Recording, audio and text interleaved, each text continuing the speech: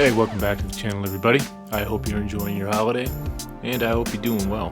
And a big thank you to everyone who's donated to the channel already. This has really been helping me out, and I can't thank you enough for that. So the results are in, and it seems like everyone's on board with me creating a second channel and doing a membership. So that's what we're going to do. So starting this Friday, I will launch the new channel. It'll be the first episode, and hopefully you're all going to meet me over there and check it out. It's not going to be anything like Channel 80, but I still think you're going to like it. So, like I said, Friday, we'll launch that. As well as the link in the description. If you go ahead, you go over to the Buy Me a Coffee app, and if you click on the top right-hand side where it says membership, for $3 a month, you can support me and my efforts, and that's what's going to keep me bringing these videos to you 5 days a week. The merchandise link is also there. And a big shout out to Rue, who's got himself 2 items already. And, big thank you for that, buddy. But with all that out of the way, let's see what we got today. We are live. Let's play a game. I'm about to give you a bunch of random situations, and you can tell me how many random coincidences the world is full of. So this is Ari to Go. He patented technology on free energy. He was headed to the airport to go meet some investors, but he never made it to his flight because he was found dead in his car. That's random. This is Stefan Marinov. He is the leader of the European free energy movement. In 1997, he had a major breakthrough, and as they were working on their prototype, he was found dead. What? Yeah, apparently he fell out of a window. This is Dr. John Mullen. He is a nuclear physicist that worked for one of the largest military contractors in the world. Apparently he discovered something really big in the realm of energy, but unfortunately, before he could come out with this information, he died from arsenic poisoning. But don't worry, his girlfriend was the primary suspect. She was actually found dead in her apartment as well. They didn't go after any other suspects. Case closed. This right here is Dmitry Petronov. He invented a plasma battery that powered his 2-story house for 14 months. One day he went to go get bread from a bakery and was never seen again. Zachary Warfield was also working on a plasma battery. He actually met with Dmitry a couple of times where they would exchange notes. He mysteriously died in a boating accident in Washington, D.C. Eugene Malov was an expert physicist in cold fusion. He claimed to have a working prototype of a free energy device, but the day before he was going to go public, he was beaten to death. That's so random. Rory Johnson invented a cold fusion motor that generated over 500 horsepower. The Department of Energy took a restraining order against the technology so he could never publicize it, and you're never going to guess what happened to him. Everyone who knew him said he was super healthy, had no health issues, but he died mysteriously. Mark Tomian was awarded a patent for a zero-point energy system. After he developed his working prototype, he was found mysteriously dead, and the crazy thing is, his research is missing. What? Or you might recognize this one. This is Stan Thompson. He developed a car that ran off of water. After developing his working prototype, he went to go to lunch with 2 investors so that he could gain money to push this technology out there. He died during lunch. His last words were, "I've been poisoned." Nikola Tesla believed he could make free energy. And all of his research was funded by, guess who? J.P. Morgan. When he claimed to have figured it out and he wanted additional capital so that he could expand his inventions, J.P. Morgan shut him down. I'm sure it has nothing to do with the fact that J.P. Morgan owned General Electric, he owned copper mines, he owned rubber mills. Anyways, the reason why the world has so much inequality, the reason why things are so expensive, it has nothing to do with the fact that we keep inventing technology that can help people, but we suppress it. Anyways, I don't know, what do you guys think? Isn't that crazy? What coincidences? The world is a weird place. Yeah, move along, people. Nothing to see here. Red Mercury. So what you are seeing here should be red mercury, which runs away from garlic, but is attracted to all gold stuff. And as you can see on the top, it has no mirror reflections. It is invisible in the mirror, and it's not magnetic. Those are the rumors. Tell me what you think about this, because when you Google red mercury, it is getting weird, really weird. Because red mercury is on the one side a myth, but on the other side you can go to prison if you are trying to sell or buying this stuff. So how is it possible to go into prison if this stuff is fake? Can you tell me? This is really impressive. And when you go deeper into this stuff, then you can find that it is said that this liquid can produce free energy. It's very interesting. Red Mercury. What do you know about it in the comments?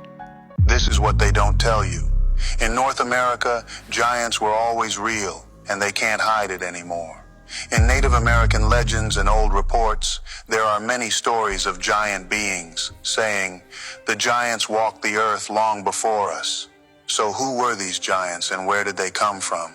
This is where things get really intriguing. Ancient peoples known as the mound builders lived across North America thousands of years ago. They created massive earthworks and burial mounds that still puzzle archaeologists today. Some of these mounds are said to contain the remains of these giants. Reports from the 1800s and early 1900s describe the discovery of enormous skeletons buried in these mounds. Some were said to be over 10 feet tall, with advanced tools and artifacts buried alongside them. But once these skeletons were unearthed, they were quickly hidden away. Many believe the true story was buried to protect conventional historical narratives. Think about it. Why do giant skeletons rarely make headlines? Why are they brushed off as hoaxes or myths? Could it be that revealing their existence would change everything we know about history? So next time you hear about giants in myths, ask yourself, could they have been real, and what else might be hidden in our history? Yeah. This is a good one. From the orphanage of 25,000 strong that rivals a small army, to the many orphan asylums, to the baby incubators at the World's Fairs and other means, there was certainly a rush to repopulate this realm after the reset. The Foundlings, from the orphan trains and these orphan asylums, moving into the newly founded Freemasonry in these founded cities. And what did they do with these foundlings they took away from their mothers for what they tell us is a better life? They stuck him in the most dangerous and unsupervised factories around. It wasn't that child labor was supplementing the adult workforce. It was the workforce. Just look at all these scenes, from mines and textile mills and anywhere else. You would be hard-pressed to find an adult in any of these scenes. Not even an adult supervisor. Well, I guess all the adults were running around building these world fairs every year. So I guess you could explain that. Or perhaps you see here, with a decimated adult population, the young were forced to grow up quickly after the reset. Question everything, friends. Until next time. You know, and there's even an example of that in the movie It's a Wonderful Life. A huge rock wall has been found in the Colombian Amazon, 8 kilometers long, covered in rock paintings. Literally an 8-kilometer Sistine Chapel in the Colombian Amazon. They show extinct megafauna. They show giant sloths, and they also show the kind of entities that are seen in ayahuasca visions. They show the same sort of patterns, the same geometric patterns that are seen in ayahuasca. These kind of things, yeah, that's it. These are characteristic of ayahuasca visions, but in this case, they're more than 12,000 years old. It's very similar to like a tryptamine vision. Though. Totally. It does suggest that some tryptamine was being accessed at that time. Interesting stuff. We have quite literally been lied to about everything. They have created this Truman Show type simulation to keep the general public distracted from the truth, distracted from the biblical events that are actually happening in our world. And one of these events is actually the war in Iraq. Everybody meet Gilgamesh. Gilgamesh was an ancient Sumerian king who ruled in what we now know is modern day Iraq. And he was a 17 to 20 foot giant. He was a demigod, which means he was half human and half god. Now, if you know your Bible, and if you followed my stories before on ancient Egyptian history and how we've been lied to, you know that these giants actually existed and they were demonic human hybrids that ruled and ravaged the earth. Now, Gilgamesh was a barbaric king. He built up and ruled over the city of Uruk, which is, again, modern-day Iraq. Now, you and I were taught that this is all just mythology, just like the ancient Egyptian half-animal, half-human gods that we read about. But when you read the Bible, you understand that this all, in fact, actually happened. So what does he have to do with the war in Iraq? This brings us to 2003, when German archaeologist Jörg Fassbinder was digging in modern-day Iraq, and he thought he found the city of Uruk. Gilgamesh was simply a figment of myth. That was until Jörg Fassbinder and his team of archaeologists, using modern technology to look deep into the ground, discovered an entire ancient city beneath the desert, astonishingly laid out just as the city of Uruk, over which Gilgamesh had purportedly reigned, was described in the epic. There were houses and gardens and fields alongside an incredibly sophisticated system of canals, leading archaeologists to describe the site as Venice in the desert. More importantly, on the outskirts of the ancient city was what appeared to be a burial site, which archaeologists believed to be the tomb of the ancient king. So Jörg goes to the authorities, tells them he thinks that he found the city of Uruk and possibly the tomb of Gilgamesh, and 5 months later, we invade Iraq. Now here's where it gets crazy, because not only did we invade Iraq immediately after his findings, our military builds a base directly over the ruins. Anyway, it's not a secret that the USA established a base in the old Babylonian city, destroyed some historical artifacts, and also took with them many of the artifacts. They constructed buildings and helicopter landing pads in the ancient city. It's not a secret that they were searching for something very important. There were none. There were no weapons of mass destruction. All right. And, something's wrong. It's a whole world of deceit. We're going into Iraq to get artifacts? Not to get anything but artifacts. That was the most important thing, they said. But which artifacts? I don't know. They just said artifacts. There were things in Iraq that were so old that we had to go get. Bush wanted those artifacts. It was very important. Did we get them? And if so, where did they go? We got them. They said they got everything they needed from that country. Where is it? I don't know. We have it. Saddam Hussein was building a massive reconstruction of Babylon near the ancient city. Was he trying to hide something huge? Is that why the US decided to invade Iraq so fast and acquire the ancient relic? Everything in our world is biblical. Everything. All of the wars that are fought are biblical. It goes back to the Bible. It goes back to the demonic forces that are still alive today, the evidence of the demonic forces that are all around our world that they don't want you and I to know about. And if you go on the Department of State's website and type in Gilgamesh, you are actually brought to the formal request for the ancient tomb of Gilgamesh. They were requesting his body from the burial site. So when we invaded Iraq, we went in and just took it all, and we actually had to return it. There's even an email from WikiLeaks that says requesting documents pertaining to the resurrection chamber of Gilgamesh, the location of his body, and the location of the buried Nephilim. Our entire world is biblical. All over our world is evidence of the Bible, evidence of the giants, evidence of the Nephilim, evidence of all these ancient civilizations that are written about in the Bible. But unfortunately, our world is controlled by Satan. Our government is ran by Satan. So what does our government do? It comes in and it covers it up. That's kind of wild, man. I don't know. That's... Good thing we got some giant stuff coming up. In Egypt and America, we have a lot to talk about. Within the Grand Canyons, there are pyramids and subterranean caves full of hieroglyphics and ancient relics. So in 1909, an explorer found a vast underground citadel with over several hundred rooms within the Grand Canyon. Artifacts from multiple civilizations, Egyptian, Hindu, Buddhist, including giant skeletal and mummified remains. I'm talking sarcophaguses, weapons, and much more. The Grand Canyon caves have since been cordoned off by the government. With over 90% of the Grand Canyon restricted, its widest point is 18 miles across, stretching over 207 miles in length and a depth of 1 mile. Another interesting thing is many sites are named after many temples. This is the Temple of Isis, which strongly resembles a step pyramid, or the temples in Myanmar. But this is just born from natural erosion, right? And again, here's the Vishnu Temple, which strongly resembles a Sphinx.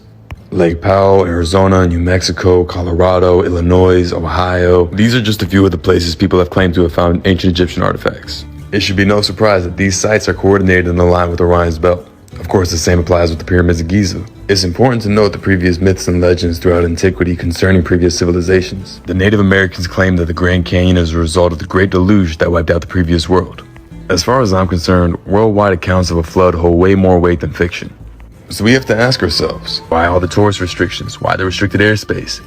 Many trying to get in that area have been arrested by armed military personnel. Why can't we see what's going on in our own country without the threat of being shot?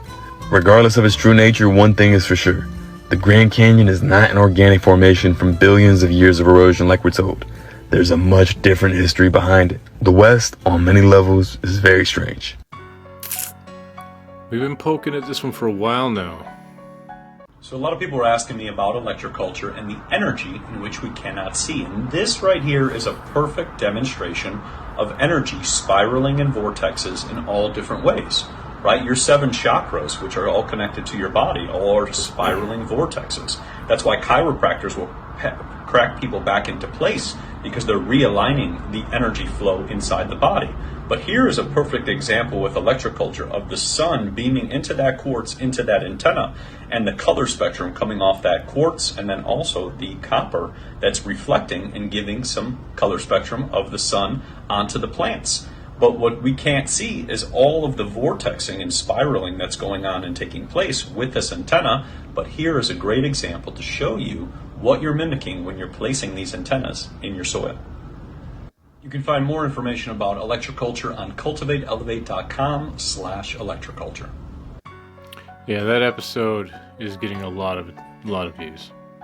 CEO of a company whose medication could possibly reverse aging has passed away. Now, he was going to hop on an interview to share the story, and before they could even publish it, he was gone. Sad to report that since this interview was conducted, Dr. Christopher Chapman has recently passed away. So this is what the interview is basically saying. This woman had a dog named Zeus. He was 12 years old, and he was diagnosed with terminal cancer and was in critical condition. He started taking the medication, and within days, the cancer was gone and he was up and running again and everything. Increase telomeres. You can reproduce stem cells and keep repairing things so that you can get literally younger. He's got some energy. And then, oh gee, he wants to go out and play. Oh, his appetite is... Yeah, interesting. The mysterious death of the inventor of the diesel engine may have you shocked. At a very young age, Rudolf Diesel told his parents he'd be an engineer. And later on, he went on to create an engine that has changed our world.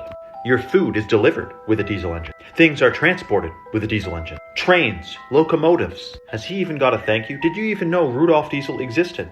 And did you know how he died? Very odd. He was doing a business deal. But we have to back up. The diesel engine is very versatile. It can run off of used French fry oil, canola oil.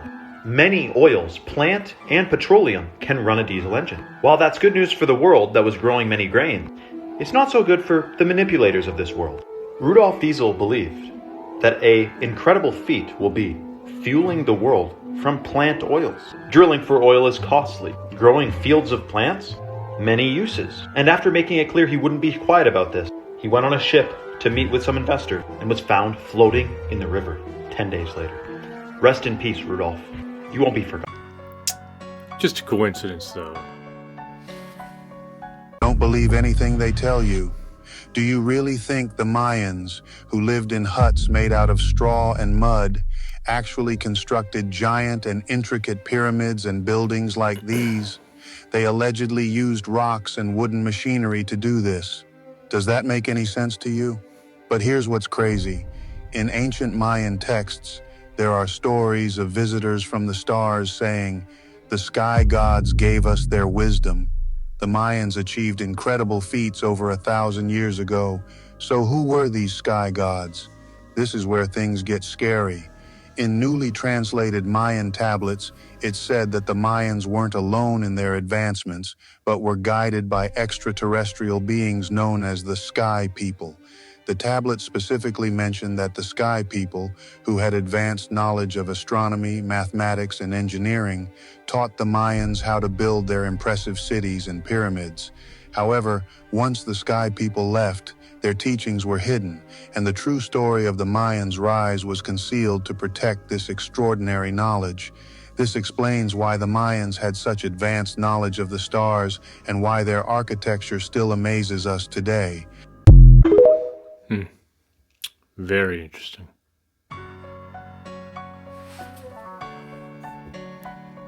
They don't want you to know this. What if I told you there's a hidden library that holds everything from the past, present, and future? It's called the Akashik Records. Imagine a database where every thought, action, and experience of every soul is recorded. The Akashik Records exist on a non-physical plane known as the etheric plane. And according to recent scientific research, our universe has been found to show elements of existing as a giant hologram, with every bit of information encoded in the fabric of space-time. But it gets even deeper. The records hold the secrets to advanced technologies and forgotten knowledge. Could this be how the ancient Egyptians built their pyramids? As so many ancient civilizations seem to have wisdom far beyond their time. The Akashic Records are said to be accessed through deep meditation, specific spiritual practices, and sometimes when dreaming. People who have accessed these records claim to have a deeper understanding of their purpose in life. The records are talked about by the ancient Egyptians, Mayans, Indians, Greeks, and the ancient Sumerians. They all speak of the concept of a universal record-keeping system. Now, this is one of the topics we're going to be getting into coming up. It's kind of what we've been laying the groundwork for with previous episodes.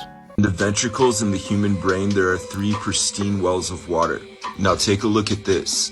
What you're going to see is a side profile of an opera singer singing under an X-ray. Pay attention right here. And keep in mind, when sound is played through water, it creates something known as standing waves. Throughout history, those with the ability to sing were regarded as those close to the spirit realm. Yesterday, I posted a video about how mechanical stress placed upon the pineal gland causes something known as piezoelectricity. Now imagine the tones caused by a singer creating standing waves or cymatic patterns within these pristine wells in the ventricular system of the brain. Combine this with the mechanical stress that singing causes upon the pineal gland, and we have some pretty interesting and complex dynamics that could definitely alter brain chemistry. Maybe it's as simple as singing causes the calcium deposits on the pineal gland to be knocked off. Is this why singers are closer to God? Interesting theory. You see, for millennia, humans relied on plants as medicine. It was only a century ago that pharma created synthetic drugs. And for the first time ever, medicine could be patented and highly profitable. But to prove the safety and effectiveness of these never-before-seen compounds, slow, expensive clinical trials were invented. The natural medicines can't be patented and can't afford these trials. Ironically, nearly half of all FDA-approved drugs were first discovered in plants. But pharma created a synthetic version and only funded trials into what they could own and monopolize. And that's why you see these natural products, a vast majority of them haven't been able to prove they're better than placebo. It's interesting. This guy is brave for going undercover and getting these ladies to actually say this. We're looking for livers and cardiac and those, Those I can get you without any difficulty at all. So this footage is being filmed by an undercover journalist. He goes to the National Abortion Federation's commercial trade show. This is being hosted at one of the biggest Planned Parenthoods in Texas. And this journalist is here to talk business. Not every time I do a meet a genie, I'm like, oh, there's some love. Yeah, you already know. And this lady is Dr. Ann. She's the chief medical officer of this Planned Parenthood. And Dr. Ann is in the business of selling baby parts. You have to come and play with our tissue and see if it's cool enough for you. I like tissues. We have a lot of it. And they're all like, yeah, it's pretty profitable too. We get 5 to 6 samples a week. Most weeks, Thursday, Friday, Saturday, we get anywhere between 5 and 10 samples a week. So I have 2 providers who go up to 24 weeks, and Ann is one of the providers. This lady is named Tram, and she's the vice president of abortion access at Planned Parenthood. And Tram's about to tell us how she loves freezing conjoined twin babies as prize specimens to look at. We had 17-week twins in the freezer because we're waiting for a funeral home to pick them up. They were like the most intact, and I was like, it's really cool though. There's like 3 legs and like 2 spinal cords. Yes, she knows what she's doing is psycho. I'm like, yeah, I have like a leg for you. I'm like, oh shit. If other people were to hear me, they'd be like, you're fucking evil. Now, you might think that this is illegal and the stuff varies in all states. Well, it is, but they have their ways of getting around that. If I'm doing a procedure and I'm in fear that it's about to come to the umbilicus, I might ask for a second set of forceps. Hold the body at the cervix and pull off the leg. Oh, so you gotta, okay. So it's not. Right. What she's talking about is a partial birth abortion, where the baby is being birthed, legs out, and as the head and neck are still in the womb, they snip the back of the neck and suck the brains out. When you have patients who like cooperate, some of them are just like, and there's good dilation, it's just like one pass and you get the whole thing. After this convention, the undercover journalist writes a contract offer to Tram. We'll give you $750 for the baby's liver and $1,600 for the liver and thymus paired. Tram's all on board, and she forwards it to her higher-ups. Now, this was led by an organization called the Center for Medical Progress, which was founded by a journalist named David Delighted. After these videos were released, David's house was raided by the state, and they took the video footage of the crime that Planned Parenthood has been involved in. Planned Parenthood is still funded hundreds of millions of dollars by your taxes every year. Planned Parenthood needs to be defunded. I know that was dark, but I think it needed to be. What are some of the big things, in particular in Missouri, that you found that were really interesting? The things they found in Missouri are crazy. They found, Egyptian ruins, cities full of pyramids, but they're building that beautiful bridge there in St. Louis that crosses the Mississippi. And when they were running the pylons, they're blowing the rock and they blast their way into a tunnel. And they found a whole city with paved streets, carved stone, fountains, completely buried with a roof over its head. That seems absolutely absurd. That to me is far from absurd, and that in almost all states that you find with mining especially, or well digging, that they run into buried cities. And this is all over. Farmers are digging a well, they hit a city. Like, how do you explain that? And when you dig deep enough, you go, okay, this has happened several times. Like, yeah, of course there are ruins everywhere, but here's the kicker. It's cities built on cities on cities. Maybe the elite are like, the best way to bury something is to absolutely dominate it and cement it over and put skyscrapers there and all that stuff. Wipe it clean, yeah. It just kind of gives credit to the multiple reset theory, in my opinion. Cities on cities on cities. Really dependent on one mineral called high purity quartz, and virtually the entire global supply of that quartz comes from one tiny town called Spruce Pine, North Carolina. Now, Spruce Pine saw 2 feet of rainfall from Hurricane Helene, and now nearly a week later, city officials tell me that there's still no water, power, or cell service. The infrastructure is completely disrupted to the point that roads and railways are so torn up that in some areas in the western part of the state, mules are being used to transport materials in and out. So the 2 companies that operate the quartz mines there, that's Sibelco and Quartz Corp, they tell us their work has been shut down since Thursday, and Quartz Corp adds that they have no visibility as to when operations can restart. So the question becomes not just whether the mines themselves have been damaged, but also whether it's possible to get the quartz out. Disruptions would impact not only the $5 billion quartz market, but the $600 billion semiconductor market that depends on it. And that quartz is also used in solar panels, fiber optic cables, and some light bulbs, which could all see some issues as well. And Kelly, I just spoke a few minutes ago with the head of TechSet. They track the quartz supply chain. Their best guess right now is 4 to 6 weeks until things are back up and running in Spruce Pine, and that's if the roads are able to be cleared. So that alone could lead to at least minor slowdowns for the chip makers, and every day that timeline gets extended, Kelly, the impact just multiplies. In Rome, the Pope has something called a Swiss Guard. The Swiss Guard represents the Knights Templars guarding the boss of Rome, the Holy Father, Knights Templars, international banking. If you fly over the Vatican and look down on the Vatican, you will see, for the first time, it's very obvious, the British flag. It's called the Union Jack flag. We've been double-crossed. Double-cross goes back to British banking fraternities, the Knights Templars double-crossing the whole world. Switzerland Very interesting place. Switzerland has the Knights Templar Cross. That's why today you have organizations called the American Red Cross, Wake Up Red Cross. It's a cross of St. George. It's a Masonic Knights Templar organization that operates behind enemy lines. And you say, oh, well, the Red Cross can go behind enemy lines. Of course the Red Cross can go behind enemy lines. They are the enemy.